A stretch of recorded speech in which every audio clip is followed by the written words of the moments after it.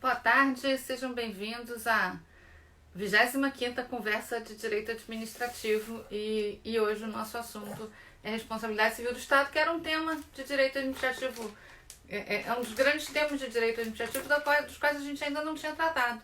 Né? Então, hoje a gente vai falar de responsabilidade civil do Estado, que é um tema que pode parecer banal, mas é um tema de uma vivência prática, é um tema de direito administrativo raiz, porque ele, no direito administrativo brasileiro, ainda é um tema essencialmente jurisprudencial. Não tem lei, a gente trabalha com uma regra muito sequinha, que é o 37, parágrafo 6º, e uma outra coisa do Código Civil, e basicamente o que se tem em matéria de responsabilidade civil do Estado é jurisprudência, jurisprudência, jurisprudência, jurisprudência e jurisprudência. Né? E eu vou chamar logo para entrar aqui comigo o professor André Cirino, que eu já vi que está aí, né, André? E para a gente começar a tratar, a trocar figurinhas sobre responsabilidade civil do Estado. Por que eu não estou conseguindo? Tá aqui, vamos lá. Eita, nós. O telefone ainda virou aqui. Vamos lá, André. Tô mandando aqui para você, para ver se a gente consegue, se eu consigo te chamar aqui. Ah, tá aqui, vamos lá. Agora vai, agora vai. Fiquei a imagem lá para trás. Pronto. O que me... Enquanto o André entra, o que me... Oi, André, entrou rápido, ó, viu? Boa O tarde, que gente. me... Quais são os temas de responsabilidade civil do Estado que, assim, que eu acho que tem alguma coisa para discutir? Uma é afastar o dogma de que toda responsabilidade civil do Estado no Brasil é objetiva. Não é. Há espaço para outros tipos de responsabilidade. Há espaço para responsabilidade subjetiva. Há espaço para a gente discutir. A gente tem a responsabilidade civil do Estado do administrador, responsabilidade civil do Estado do juiz, a responsabilidade civil do Estado legislador.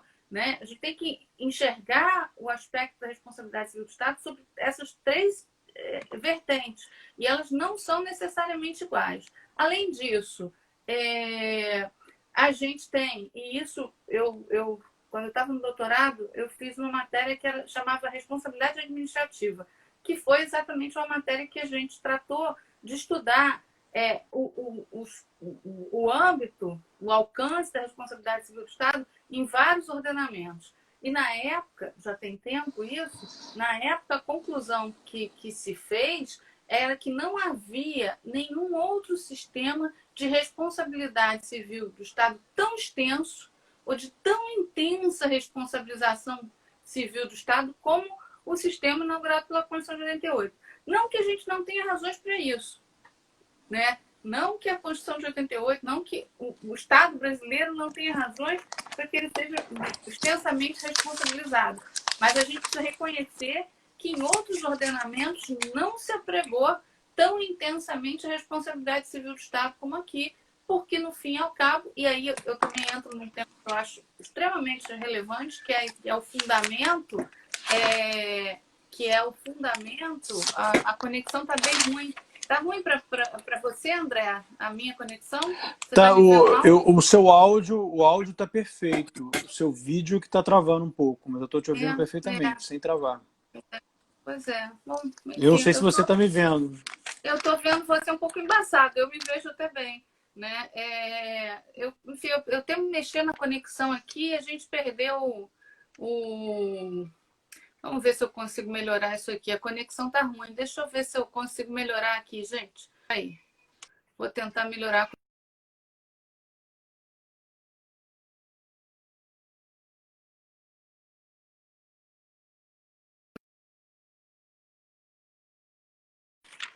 Peraí, vamos ver. É, vamos ver se. Vocês estão me vendo melhor, André? Sim, melhorou. Melhorou? Ah, então tá bom. Então Melhorou. troquei. E o outro ponto que eu estava tratando, que é um ponto relevante, que eu trato até num artigo que eu já escrevi há muito tempo, mas que vai ser publicado esse ano numa coletânea de direito administrativo comparado, que eu estou organizando com o Emerson, que é a questão do fundamento da responsabilidade civil do Estado. Né? que é a ideia de que a ideia da repartição dos ônus e encargos públicos perante a sociedade, que é uma ideia que a primeira vez que eu tomei contato com ela tem muito tempo, mas que eu acho uma ideia muito boa para explicar e justificar por que é que se impõe ao Estado o ônus de suportar determinados danos ou encargos, enfim. Né? Falei um monte de coisa aí, vou deixar você falar um pouquinho também, não sei o que em responsabilidade civil do Estado são temas que te chamam a atenção, André. Boa noite, boa tarde, gente. É um prazer estar aqui no nosso 25º encontro.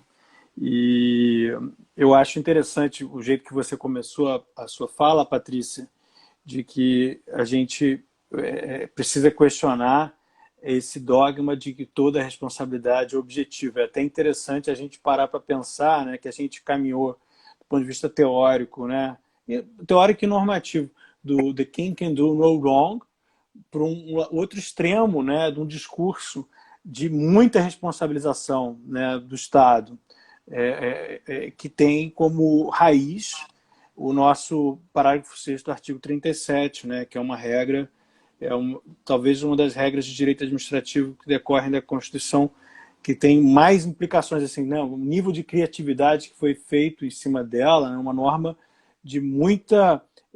que foi muito revista, né, esticada para várias pontas, até onde ela vai. É muito interessante uma perspectiva assim, um pouco essa percepção de como que a jurisprudência trabalhou essa cláusula, né? Talvez seria um estudo interessante esse, né? É um tema um pouco abandonado hoje pela academia, a meu ver, né? Que precisava de uma arrumada, assim, né? Estou falando da academia, não estou falando assim, simplesmente existem estudos mais descritivos, né? De como que a jurisprudência trata do tema, bons estudos, né? Que analisam a jurisprudência, como que ela evoluiu, né? Enfim, e mostram como que a gente evoluiu da teoria da irresponsabilidade estatal, de quem can do no wrong, passando pela teoria dos atos de gestão, teoria da culpa anônima e agora nessa teoria do risco administrativo que você mencionou muito bem, como essa repartição de encargos, né? Se todos podemos, se uma pessoa sofre um dano em razão de uma ação estatal, faz sentido que toda a coletividade compartilhe essa perda, né? Esse prejuízo, como essa repartição, né? de um custo, né? E talvez essa ideia ela tenha caminhado de forma um pouco enviesada, um pouco errada, a meu ver, de transformar o Estado num grande segurador, né? Existe um aspecto de seguro nesse raciocínio, né? De que você precisa repartilhar e compartilhar esse risco, né? Se nós colocamos a polícia na rua e para que ela haja para proteger o nosso patrimônio e eventualmente alguma ação provoca um prejuízo, por que não considerar que esse prejuízo seja partilhado com os outros? Faz sentido, tem um fundamento de justiça, né, para que haja essa responsabilização. Né? Eu concordo com o argumento, né, esse argumento de responsabilização. O que eu tenho questionado, e tem até na graduação é muito comum, né, Patrícia, você deve ter muito comum, os alunos adoram a responsabilidade civil do Estado, né? Tem muitas monografias sobre a responsabilidade civil do Estado, é muito comum. E eu sempre provoco um tipo de raciocínio assim, que nem sempre, até por falta de, pela inexistência de estudos, talvez, né? Enfim. Eu acho que a gente teve uma evolução, essa é um palpite, uma intuição minha. A gente evoluiu muito para uma teoria de justiça da responsabilidade civil, e eu acho que a gente precisa agora evoluir para uma teoria de consequências.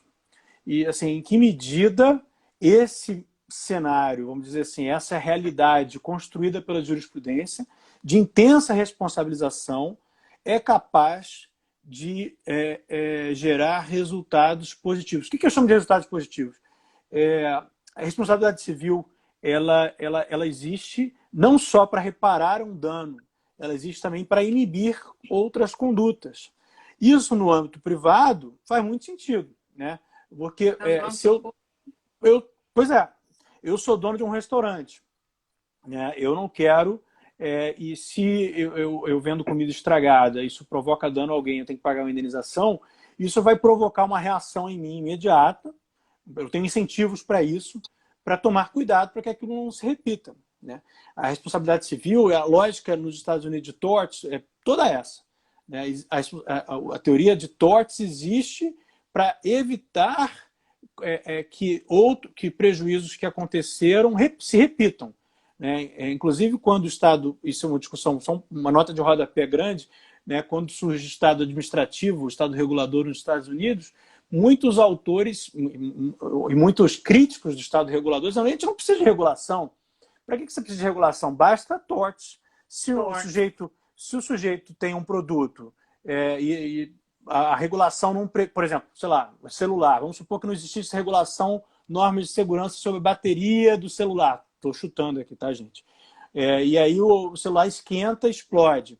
Mas você não precisa de uma teoria, de normas que digam como é que tem que ser a bateria. Basta que haja o risco dessa responsabilização, né? Então, toda a teoria de torts ela é construída com esse pilar forte, né? De inibir condutas. Mas isso no Estado, como é que funciona isso, né? Então, assim, eu acho que falta esse olhar.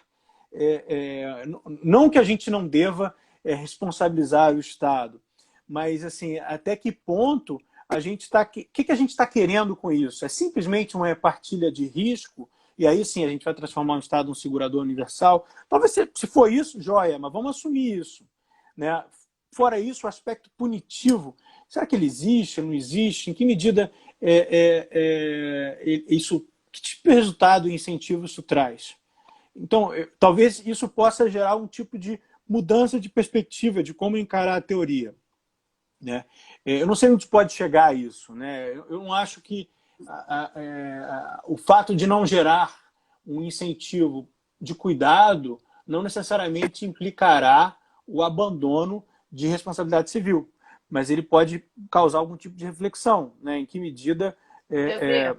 ou então, no mínimo, assim, ou então que a responsabilidade civil, desculpa te interromper, que ela implique não só uma indenização, mas que implique também um dever de cuidado. Então, por exemplo, uma condenação, aí isso poderia ter uma lei, né? Isso seria o ideal, né?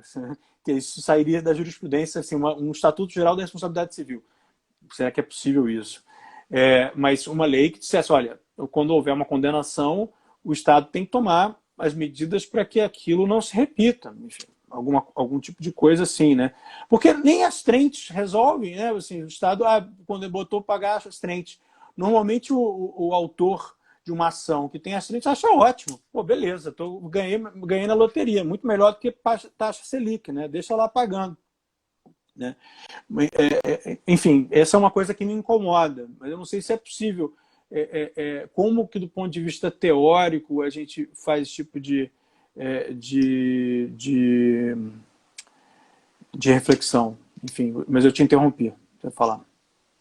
Não, eu ia só comentar, porque eu já vi algumas vezes em ações civis públicas, especialmente o Ministério Público, fazer um pedido de dano moral coletivo em face do Estado, o que faz nenhum sentido, né? Exatamente nessa linha. Se faz algum sentido você impor dano moral coletivo em relação a particulares, em relação enfim, a situações, a empresários, mas em relação ao Estado, o que você quer alcançar com a ideia do dano moral coletivo simplesmente não se realiza. Ao contrário, a gente mais uma vez já argumentou isso, você sobrecarrega e, de uma certa maneira, penaliza ainda mais a sociedade, que vai arcar com a civilização. Quer dizer, não só você vai ter o efeito pedagógico em relação ao Estado, toda a ideia de efeito pedagógico dos punitive damages, que alguém até colocou aí, se perde, né? Quando o Estado é o sujeito passivo disso, porque você não tem o efeito dissuasório, né? Claro que eu não vou dizer que de jeito nenhum impor reparação ao Estado vai ser desprovido de qualquer sentido pedagógico. Algum pouco sempre haverá, mas é muito menos do que na relação jurídico-privada. Então, Sim. a ideia e há para quem trabalha com isso, eu trabalho com isso, então eu tenho uma perfeita noção, já trabalho com isso há muito tempo, há um sentimento que anima todo esse sistema, que é um certo sentimento de vendetta em relação ao Estado. O Estado é o mal encarnado, né? Não que o Estado brasileiro não mereça essa alcunha muitas vezes, tá? Mas é muito frequente que todo o sistema que opera isso enxergue no Estado vilão. Sim. E aí, esse vilão, então, ele tem que pagar, né? Só que talvez isso seja um problema quase sociológico nosso, né? Da relação da sociedade brasileira com o Estado brasileiro, que é uma relação, às vezes, meio esquizofrênica, porque ao mesmo tempo em que a sociedade ama, ela odeia o Estado, né? Tem uma relação de amor e ódio entre a sociedade e o Estado brasileiro que é uma relação difícil, né? E anima muito desse sistema de responsabilidade do Estado, né? Então, enfim, a gente tem que pensar esse sistema e essa carga intensa de responsabilização dentro desse sistema. Agora você falou, e antes de eu passar para o Zé, só para a gente... Você falou da necessidade de uma lei, né? Ou da possibilidade de uma lei. Assim, pensando alto aqui, em que medida... Não, no final do governo Fernando Henrique, chegou a ser feito um projeto de lei. Eu tenho uma cópia desse projeto, que era uma ideia de positivar entendimentos jurisprudenciais assentados, porque, volto ao meu ponto de partida aqui, responsabilidade civil do Estado no Brasil, jurisprudência. Na Europa também, em grande medida. Né? Então, a gente nunca teve lei. A ideia desse projeto, que não foi adiante porque o governo acabou antes, era dar uma assentada, dar uma pacificada. Cabe nesses casos, não cabe nesses casos, mas mesmo nesse projeto tem algumas coisas interessantes sobre responsabilidade por atos jurisdicionais, por exemplo, volta ao regime do Código de Processo Civil, só por culpa ou dolo grave, ou só por culpa grave ou dolo. Então, o campo de responsabilidade por ato jurisdicional é um campo bem mais restrito de responsabilização. É assim como por ato legislativo também. Agora, por ato da administração, a gente tem um extenso regime de responsabilização do Estado, basicamente nexo causalidade e nexo causalidade e dano. Agora, a gente tem que entender que a responsabilidade por omissão não funciona na base da responsabilidade objetiva pura. É preciso, você pode chamar isso de responsabilidade pela culpa do serviço público, né? E alguns acordos do Supremo até falam isso. Na verdade, a culpa do serviço é o nexo de causalidade, né? Que o serviço não funcionou, funcionou mal ou funcionou atrasado. A gente tem que entender que no campo da responsabilidade objetiva, só o nexo de causalidade e o dano, sem nenhum tipo de densificação disso, não opera, né? Precisa demonstrar que havia uma obrigação de funcionamento de um serviço. E aí que ele não funcionou mal ou funcionou atrasado. Enfim, eu não sei se Deixa eu só arrematar, então. Então, eu acho que, de certa forma, o argumento da responsabilidade civil como argumento de justiça, ele precisa, na minha opinião, ser combinado com o argumento de consequências. Porque eu acho que não faz sentido existir uma norma na Constituição cujo escopo seja tão somente gerar um dever de indenização. A gente quer um Estado que não provoque danos, eu acho. A Constituição quer um poder público que não cause aqueles atos. Então, eu acho que falta assim, um diálogo entre o desenho de políticas públicas e as condenações judiciais. Porque se uma coisa não conversar com a outra, o artigo 37, parágrafo 6º do artigo 37 vai continuar sendo simplesmente um instrumento de vingança ou um instrumento de enriquecimento de certas pessoas ou de sofrimento do sujeito. Assim, a gente não quer que o Estado cometa o dano novamente, então aquilo tem que existir como forma de criação de incentivos. Como esses incentivos não existem na lógica do funcionamento do Estado, talvez o que a gente precise pensar é que a responsabilidade civil precisa ser recolocada, né, como talvez um gatilho de uma regulação da ação estatal, né? Enfim, conclamo o REG aí pegar esse projeto de lei e fazer um projeto de lei de regulação né, da ação estatal. Se você tem se o Estado, igual a gente faz em regulação, né, Patrícia? Não faltam estudos para dizer, olha, a Anatel tem não sei, um estoque de não sei quantos milhões de multas no setor de telecomunicações. Gente, a Anatel existe para multar? Não, ela existe para que garanta um serviço de qualidade. Né? O judiciário ele existe para condenar o Estado ali, mas, enfim, falta que há um diálogo entre, no momento que há a condenação, precisa haver algum tipo de reação para que aquilo não aconteça novamente. Então, não é simplesmente do ponto de vista teórico, a gente não admite punitive damages, enfim. Não é isso que se trata, é que o dano existe, a gente não quer que ele aconteça. Ninguém quer cair no bueiro, né? Ninguém quer ser atropelado pelo PM. Né? Não é isso que a Constituição quer. Enfim, ficou ótimo o desenho do bueiro lá. Vou deixar o Zé Vicente entrar aí. O desenho do bueiro, por exemplo, chamar o Zé. O desenho sai ainda. Tchau, gente. Vamos lá. O desenho do bueiro, ele porque eu já tive vários casos de buraco na rua, né? E aí, vocês sabem, quando aparece o caso de responsabilidade do Estado por buraco, e são as coisas mais trágicas, tá? Os casos de buraco, os casos de buraco são trágicos, às vezes as pessoas sofrem extensíssimos danos físicos. A primeira pergunta que se faz é de quem é o bueiro, de quem é o buraco, né? A gente, em caso de responsabilidade civil do Estado, quando aparece o buraco, quando perde essa pessoa, é de quem é o buraco. E eu não estou brincando com vocês, não. É exatamente a primeira pergunta que se faz. Me lembro de uma ação. O sujeito estava andando de bicicleta num dia chuvoso, perto do meio-fio, pois bem, tinha um buraco. Lá foi o sujeito para dentro do buraco, não morreu, felizmente, mas se estrupiou todo. E a minha primeira indagação no processo era: vamos descobrir de quem é esse buraco. Ele dizia que o buraco era do Estado, eu dizendo que o buraco era do município, né? Então, assim, isso é trágico, tá? É trágico, é cômico para não ser trágico, ou trágico para não ser cômico, enfim. E aí, Zé, o que te emociona em responsabilidade civil do Estado? Essa matéria é tão chão. O André falou um negócio que, assim, a gente tem muita monografia. Eu brinco, há muito tempo eu não oriento nada de responsabilidade civil do Estado, porque se o sujeito chega para mim e diz assim, eu quero fazer sobre responsabilidade civil do Estado, não.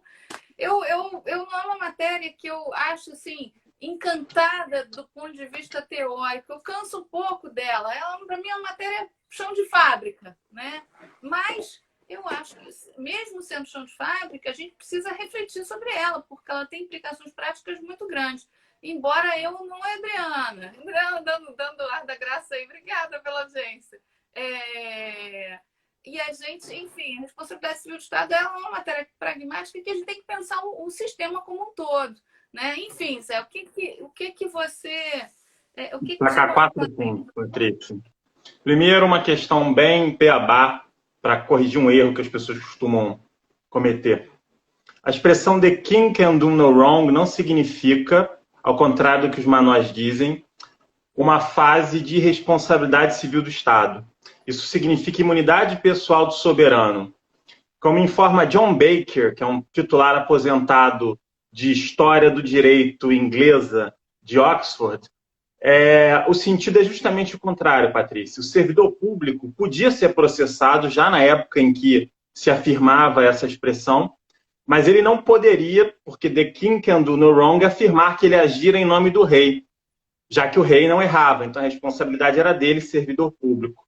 O sentido dessa expressão, especialmente a partir do século XVI, isso é a lição do John Baker, na época em que se afirmava os writs, né, o writs de habeas corpus, o writ of mandamus, é justamente de responsabilizar o agente público e ele não poderá dizer que agir em nome do rei.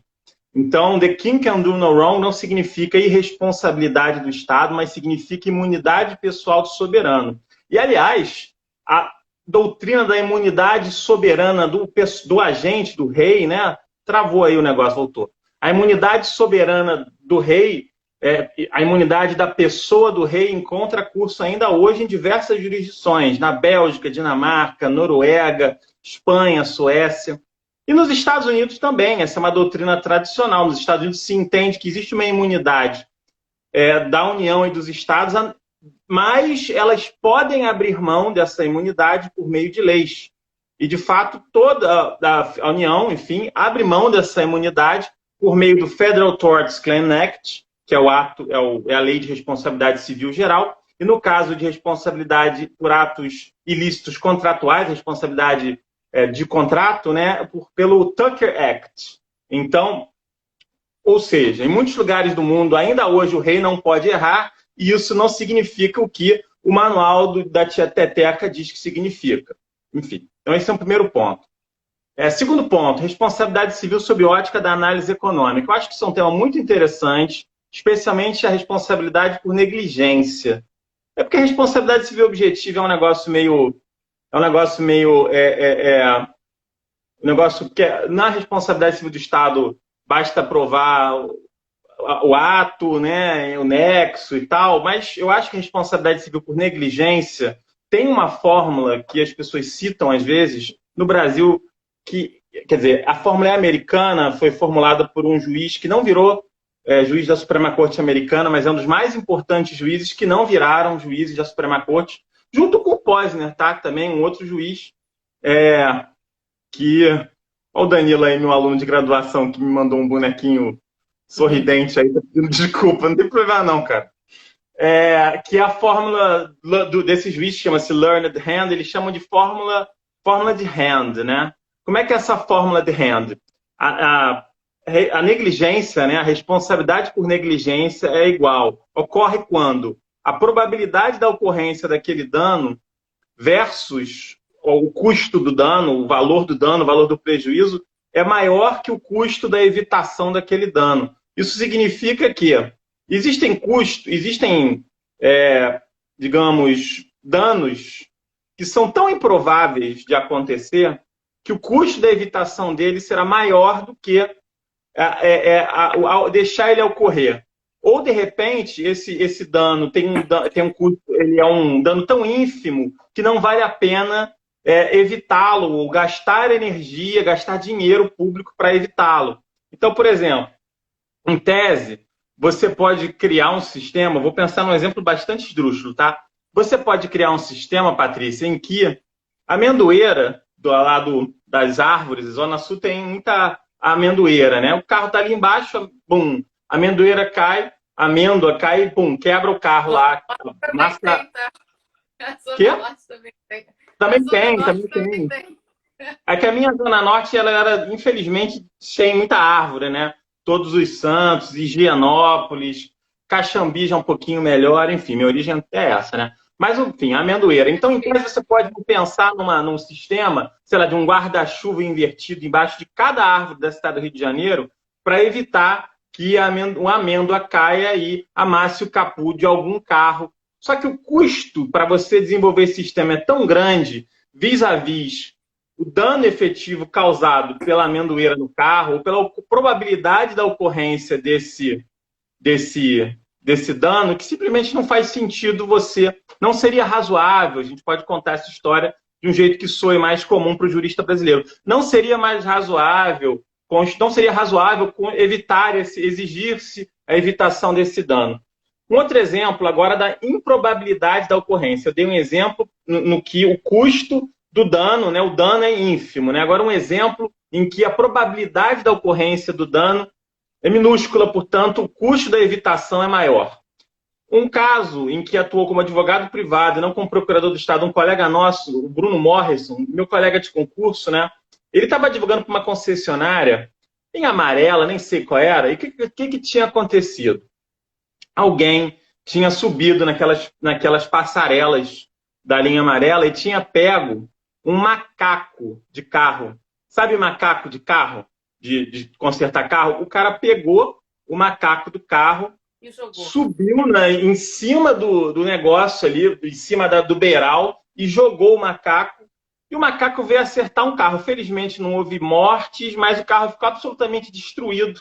E então, naturalmente, que o proprietário do carro ajuizou uma ação contra a concessionária e ganhou, como não poderia deixar de ser. Mas o argumento em relação à responsabilidade... Assim, a pergunta é, será que houve negligência nesse caso, uma negligência tão que possa qualificar essa indenização? A probabilidade da ocorrência desse dano é tão improvável que você pode até pensar, Patrícia, numa coisa, num sistema para evitar que alguém jogue um macaco. Você pode criar um sistema na qual os muros lá, as beiradas das passarelas sejam altíssimas, ou então você pode fechá-las, criar um sistema de fechar tudo. Só que o custo disso é tão alto, vis-à-vis a improbabilidade de alguém jogar um negócio desse, que simplesmente não há, porque não faz sentido econômico que a concessionária ou o poder público invista na evitação desse tipo de sinistro, entendeu? Então, eu acho que é importante incorporar certas sensibilidades da análise econômica. Responsabilidade civil, fortuito interno e fortuito externo é uma categoria que foi criada por um desembargador aqui do Rio de Janeiro. Enfim. Então, risco inerente à atividade, eu acho que resolve isso, juro para você. Não resolve, não. Isso é a categoria do Cavalieri, no manual dele, enfim.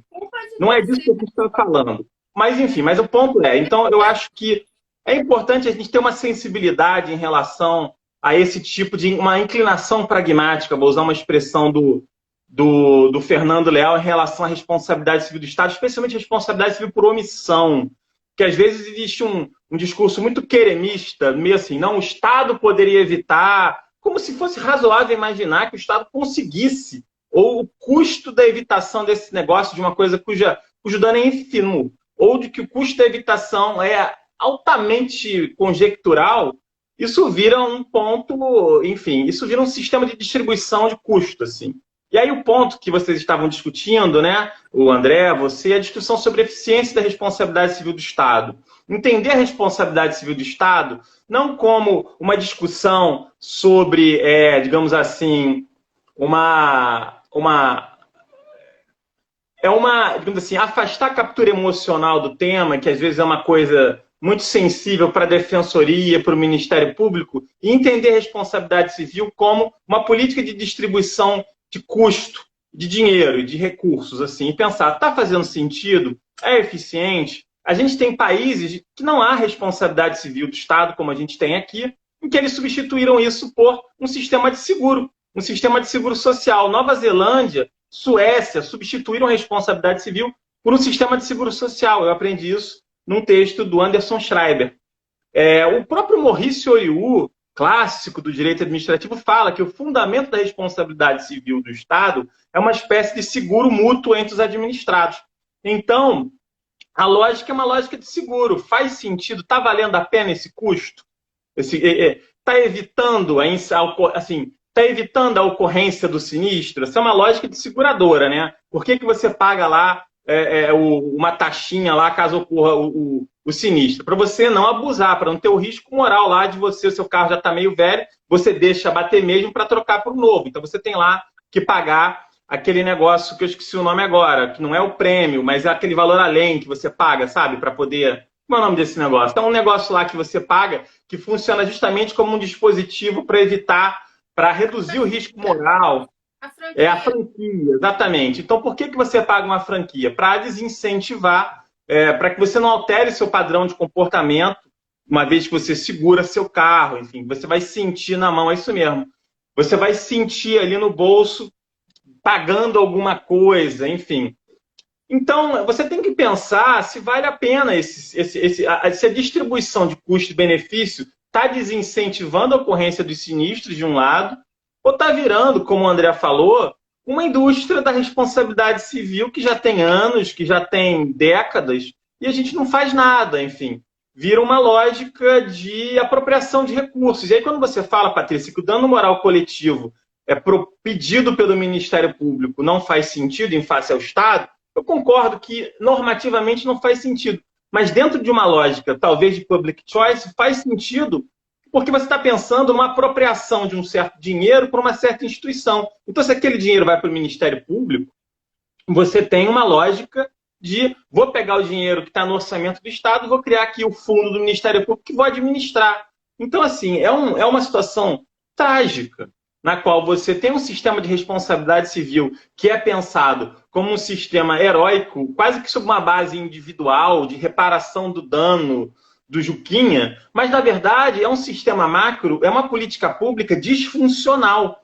na qual você fica encarecendo, enfim, isso vai para todo mundo, né? Isso não é um discurso, o papo padrão de procurador aqui, dizendo não pode ser seguro universal, não é isso. É que é uma lógica totalmente disfuncional, assim, esse negócio não faz sentido. Está dando errado, entendeu?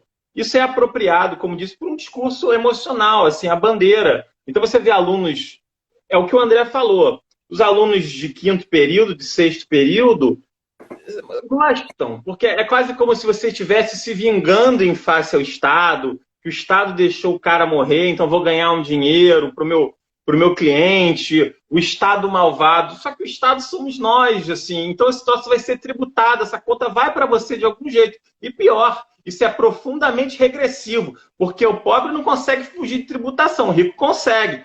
Então, na verdade, quanto mais heróico você se sente, mais anti-Robin Hood você é, porque você consegue uma indenização grande em face ao Estado, parabéns, isso aí vai na conta do pobre. Enfim, então é um sistema assim, profundamente perverso, que se você andar 2 passos além da lógica de bater no peito e dizer que tem que conseguir lá e tal, você vê que não está mudando comportamentos, está gerando digamos assim, uma concentração de recursos em quem não pode pagar e está gerando uma disputa de instituições por recursos, assim. Isso só funciona no grau zero, assim, da advocacia, assim.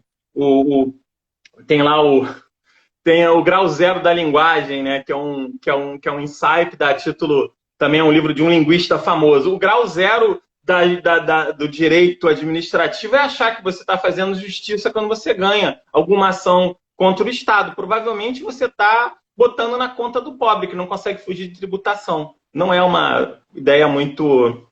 Não é um problema da tributação, né? Enfim, é um problema... também é um problema da tributação, mas enfim, mas é um problema da responsabilidade civil associado ao problema da tributação, né? Enfim, queria devolver a palavra, mas eu pontuei, então, desfazendo um mito do The King Can Do No Wrong, responsabilidade civil sobre análise econômica a partir da forma do Learned Hand, falando sobre uma análise econômica, uma discussão sobre eficiência econômica da responsabilidade civil do Estado, que é um estudo que eu nunca vi, tá, Patrícia? Eu estava pesquisando enquanto vocês estavam ali, eu não encontrei dissertação de mestrado ou tese de doutorado sobre análise econômica da eficiência da responsabilidade civil do Estado. É um bom tema. Ver se isso faz sentido. Eu não sei como pesquisar isso, né? Esse é um projeto de pesquisa para uma vida, eu diria, né? Talvez valha a pena substituir por um sistema de responsabilidade civil, um sistema de seguro, assim como já fundamentava o Oriu lá atrás e como hoje na Suécia, enfim, pelo que eu li no Schreiber, fazem, né? Enfim, o sistema de seguro é seguro, enfim, vamos assumir que isso é seguro. Vou fazer 2 perguntas para você, para passar essa bola para o André também. Responsabilidade por ato normativo, lei inconstitucional, lei constitucional, como é que você enxerga isso? E responsabilidade por ato jurisdicional, que são capítulos menos explorados, assim, que a gente tem jurisprudência. Então, esse bate-bola, porque aí, para a gente encerrar com o André, você fala dessas 2 coisas, eu escuto o André sobre esses 2 pontos também. Né? Responsabilidade civil por ato normativo e responsabilidade civil por ato jurisdicional tem um grande problema, que é o seguinte, você criar desincentivos à inovação, seja a lei, e você, de alguma forma, manietar a responsabilidade, a criatividade, ou a evolução da jurisprudência, ou a autonomia da jurisprudência. Eu acho que tem um problema de um incentivo perverso muito grande nesse tipo de responsabilização, especialmente do juiz, né? Você, às vezes, tem uma doutrina majoritária que está errada, e você tem um juiz que é isolado, mas depois há uma evolução, uma alteração da jurisprudência, e aquilo que era borderline, idiosincrasia, vira doutrina majoritária. Então, e se você responsabilizasse esse juiz isolado pela sua opinião, que vai se tornando majoritária com o tempo? Então, assim, eu acho que eu teria muito cuidado de responsabilizar juiz por ato jurisdicional em si. Agora, ato administrativo decorrente de ato jurisdicional, ou então, digamos, responsabilidade por demora na prestação jurisdicional, especialmente quando foi instado o juiz a se manifestar sobre o réu preso ou coisas assim, eu acho que aí tem que responsabilizar, né? E acho, inclusive, se a gente está pensando em alterar incentivos, embora ser responsabilizado já é uma coisa complicada, porque o juiz não vai gostar de ser responsabilizado, ainda que ele não tire do bolso a indenização, mas juízes são pessoas que têm um viés de seleção em relação a ego, eles gostam da questão de serem elogiados, portanto, você opta por essa profissão também por isso. Eu acho que eles não gostariam de ter dado causa ao Estado pagar uma responsabilização porque ele demorou para prolatar uma sentença, né? Mas a gente pode pensar, se a gente quiser ser mais radical nesse ponto, de responsabilizar fundos associados ao judiciário. No nosso Estado, a gente tem o fundo do Tribunal de Justiça e fala assim, responsabilidade civil por ato jurisdicional, por ato administrativo decorrente de ato judicial, por demora na prestação judicial, sai da conta do fundo do TJ. Eu duvido, vai todo mundo despachar e prolotar a sentença bem rapidinho, né? Isso, meus pitacos em relação à responsabilidade por ato jurisdicional. Em relação ao ato normativo, a lei é difícil, né? A gente pode chegar nessas coisas assim. Um livro interessante sobre isso é do Maurício Mota, né? Já tem um tempo, né? Poucos livros há sobre isso, né? Isso é tudo muito difícil, porque isso é contextual, né? Às vezes a jurisprudência muda e a lei então se torna inconstitucional, ou então a sociedade muda e uma lei que era aceita no primeiro momento deixa de ser aceita no segundo momento. Há um fenômeno de mutação constitucional. Então, assim, talvez a responsabilidade por ato normativo, e mesmo assim é preciso ter um cuidado muito consequencialista em relação a isso, a gente pode cogitar naqueles casos de medida provisória comprada, esses casos meio lava-jato, assim, que você tem aquele negócio em que você tem claramente o cara pagou para aquela medida provisória e você sabe que tem, é quase um ato administrativo de conteúdo normativo, né? E é um ato ilícito que gerou um dano específico. Aí você, então, nesse ato normativo pode ser invalidado e gera responsabilidade civil. Mas eu acho que a responsabilidade civil por ato normativo em si é consolidar uma jurisprudência muito expansiva, tanto para ato jurisdicional mesmo, quanto para ato normativo, pode ser um tiro no pé.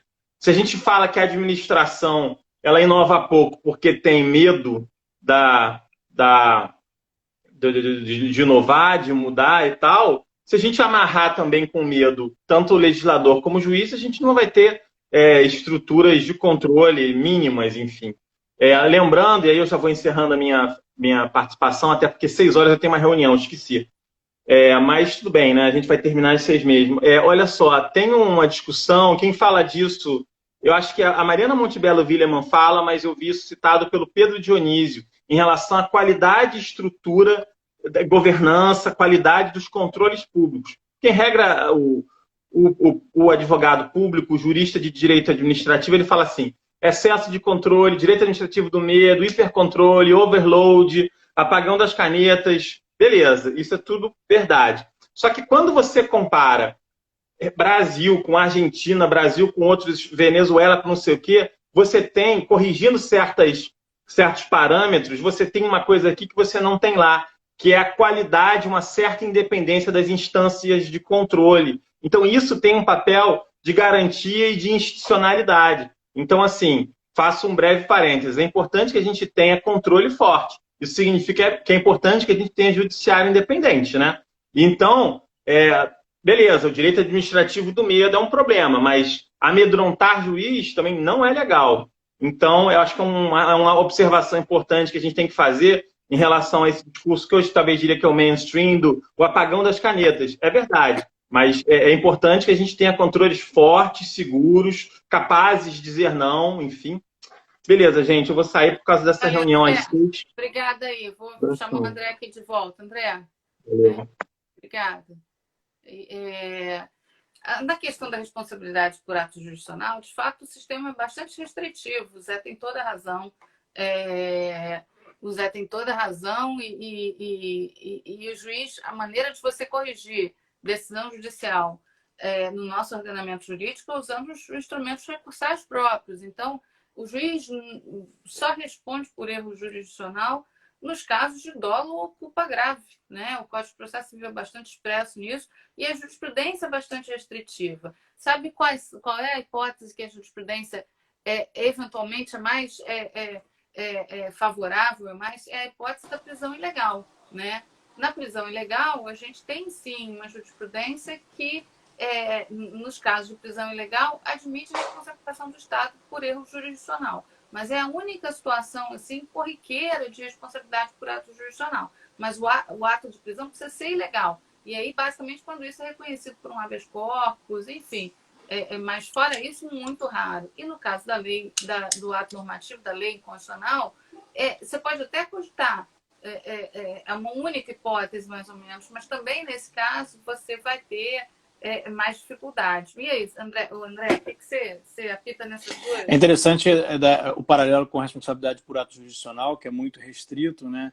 A lógica dessa restrição tem várias justificativas, assim, mas uma delas é que o próprio sistema se controla, né? Você pode recorrer e aí o órgão superior pode rever o ato, assim, que é uma lógica que, de certa forma, poderia dialogar com a nossa. Assim, se você tem uma solução para o problema, para que resolver só com indenização? Assim, esse é o ponto assim, da eficiência. Temaço mesmo, hein, Patrícia? Eu acho que se você consegue... A responsabilidade civil ela tem que existir para resolver problemas, antes de tudo. O direito ele tem esse aspecto prático sempre, né? A gente existe para resolver conflitos e resolver problemas. A gente não quer que os problemas aconteçam de novo. E quando você tem um sistema que só serve para que alguém ganhe um dinheiro e outras pessoas continuem sofrendo, né? Vejam, em que medida a responsabilização civil do Estado implicou uma revisão de políticas carcerárias? Eu diria que pouco ou quase nada. Né? Eu discordo um pouco do Zé Vicente, do que ele tá, assim, eu não sei se ele estava dizendo exatamente isso, mas a ideia do medo, né? Assim, mas eu acho que é muito diferente aqui, porque o bolso é outro. Né? Assim, a responsabilidade civil vai para o outro bolso. O sujeito que faz, ele não está preocupado com o que vai pagar, né? Enfim, então, não acho que seja isso. Alguém comentou aí, mas você poderia resolver isso fazendo as ações de regresso, né? E a gente não costuma fazer, isso é raro. Talvez pudesse ser uma forma, né, de resolver, mas eu não sei em que medida isso possa gerar uma injustiça, tá? Assim, por conta do nível de risco que aquele agente público se expõe. Assim, eu penso muito no caso, uma vez, quando eu era procurador, quando eu era procurador em Petrópolis, não sou procurador, né? Mas quando eu era procurador em Petrópolis e que eu tinha ações de responsabilidade civil, foi a única época da minha vida que eu fazia isso, porque quando eu voltei para a capital, eu nunca fiz isso, né? Mas tinha lá, de vez em quando, vinha uns processos administrativos mandando a gente pedir regresso, né? E eu me lembro de uma que veio contra um PM, e o caso era uma coisa, o cara bateu no carro do outro, assim. Cara, assim, o salário do sujeito é o mesmo, você sabe quanto o sujeito recebe. Como é que você propõe uma ação de regresso em face dele? Assim? No âmbito das relações privadas, ninguém faz isso. Né? O sujeito, ninguém propõe isso. É claro que você tem que ver se o sujeito realmente cometeu o ilícito, se ele estava agindo, mas ação de regresso, tenho dúvidas, sabe? Eu acho que pode gerar injustiças maiores. Eu acho que nós, o Estado, tem uma responsabilidade maior de tentar treinar melhor o seu pessoal, tentar evitar que essas coisas aconteçam, tentar verificar onde que está acontecendo, né? Assim, tem muita coisa. Eu acho que esse argumento do Zé é muito interessante, né? Há coisas cuja prevenção será mais cara do que você pagar a indenização, eu concordo. Tem outras que não. E as seguradoras estão ligadas nisso, né? A gente sabe que a gente sabe, né? O que se diz é que muito das políticas de lei seca são financiadas, isso é fato, né? As operações de lei seca existem patrocínios de seguradoras. Então, porque é ótimo para elas, a lei seca. É ótimo, né? Assim, você mostra como que grupos de interesse podem conduzir bons resultados. Mas, enfim, você diminui o número de acidentes porque as seguradoras têm interesse nisso. poxa, a responsabilidade civil deveria gerar o mesmo tipo de reação do Estado, né? A gente buscar, já está acontecendo muito isso. O que precisamos fazer para que isso não se repita, né? Então, assim, isso na lógica legislativa, né, acho que não faz sentido nenhum.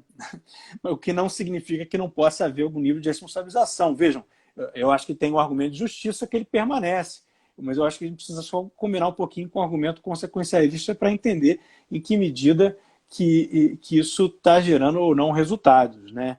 Enfim, mas quanto ao aspecto teórico, eu concordo com você, que é excepcional e no caso da responsabilidade por ato jurisdicional também, né? Mais ainda.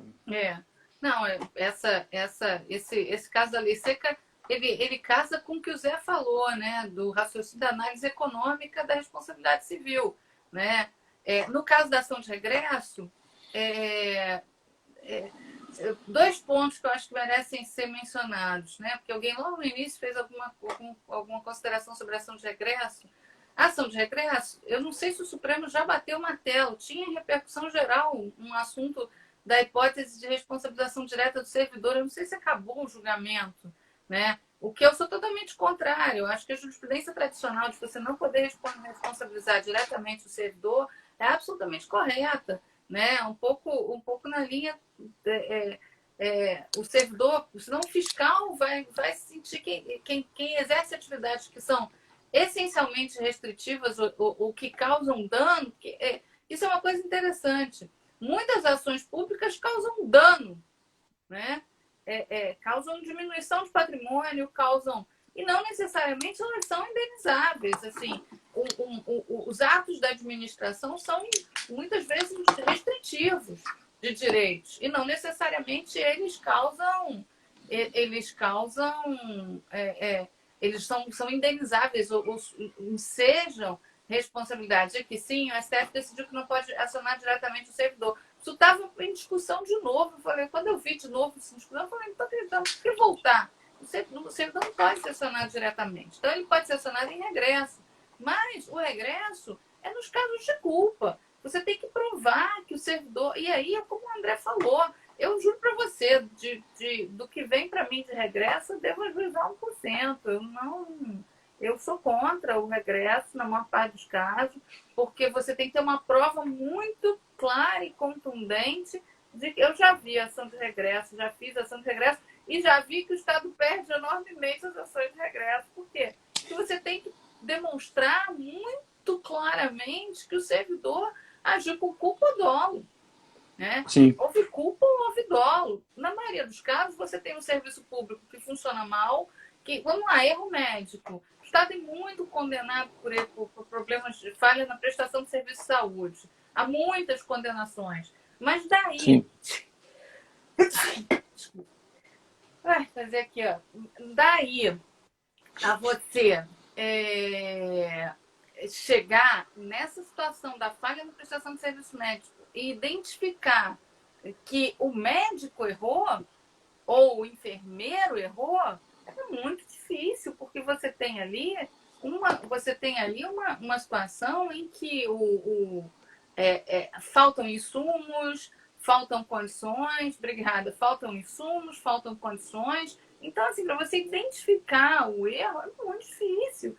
Ou o servidor, por exemplo, há pouco tempo eu estava vendo um caso, também acidente com viatura policial, e que foi numa rodovia.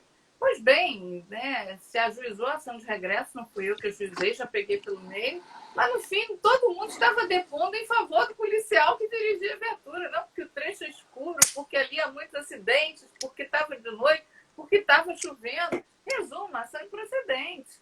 Então, assim, o regresso tem que ser manejado com muita responsabilidade em casos inequívocos, porque em boa parte das situações é muito difícil a gente estabelecer essa culpa com essa clareza, ou dolo com clareza inevitável. Não que esses casos não há, com frequência existem casos assim, né? Mas com frequência não. Então, é uma hipótese muito difícil o regresso, tá? O regresso não se banaliza, nem pode ser banalizado.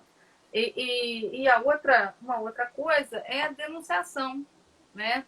que a jurisprudência é extremamente restritiva na denunciação da lide, mas eu já vi casos em que ela devia ser admitida, em que ela de fato pouparia, seria um recurso de economia processual. Então, eu não entendo essa jurisprudência restritiva da denunciação, quer dizer, eu entendo que em muitos casos de fato não cabe, que em fato oneraria muito o autor da ação principal, mas há casos, eu já tive um caso em que o servidor ele respondia criminalmente pelo fato, era um homicídio, né?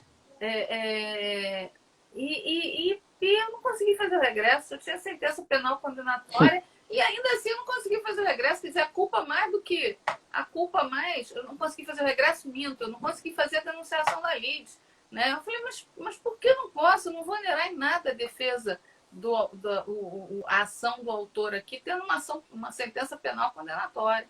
Então, assim, responsabilidade civil do Estado, muito casuísmo, é muito casuísta. A gente é uma matéria extremamente jurisprudencial, há padrões de jurisprudência que a gente aprende, portanto, passa a se mover nesses padrões, né? E quanto à lei, ela seria uma coisa para simplificar, para pacificar determinados entendimentos, mas na prática não há muita falta, né? Não sei se você tem mais aí algum comentário, nosso tempo está chegando Não. ao fim.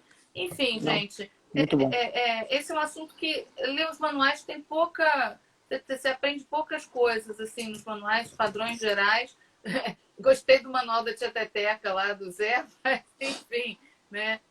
Mas na prática a gente acaba aprendendo a lidar com esses assuntos, entendendo uns padrões de jurisprudência que, como eu disse logo no início, no Brasil são muito favoráveis, porque tem um raciocínio que talvez não seja o melhor raciocínio nesse assunto. Enfim, gente, olha, muito obrigada aí de novo pelo acompanhamento de vocês. A gente se vê na quinta-feira. Até lá. Bye, beijo, tchau. Tchau, tchau.